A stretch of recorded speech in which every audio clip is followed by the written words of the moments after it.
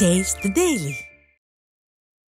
கடலூர் மாவட்டம் சிதம்பரத்தில் பல்கலைக்கழக ஊழியர்களுக்கு மே மாத ஊதியம் வழங்காததை கண்டித்து இரண்டாவது நாளாக நடைபெற்ற போராட்டம் ஸ்டாலின் அரசின் நிர்வாகத்தை சந்தி சிரிக்கச் செய்தது.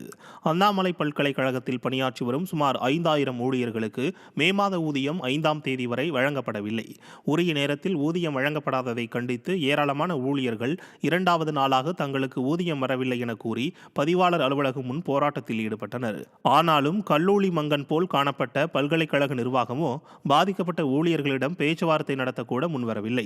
இதனால் வெகுண்டெழுந்த ஊழியர்கள் அலுவலகம் உள்ளே சென்று கடும் வாக்குவாதத்தில் ஈடுபட்டு விடிய அரசுக்கு கடும் கண்டனம் தெரிவித்தனர்.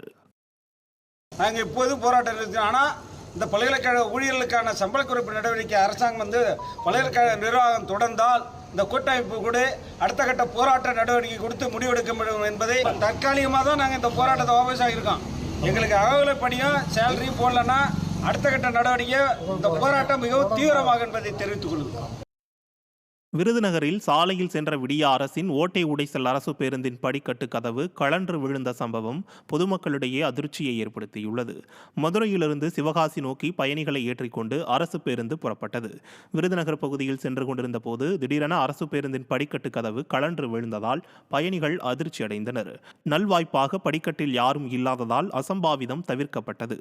இதையடுத்து கதவை பேருந்துடன் கயிறு மூலம் சேர்த்து கட்டி வைத்து பின்னர் பேருந்தை இயக்கினர்.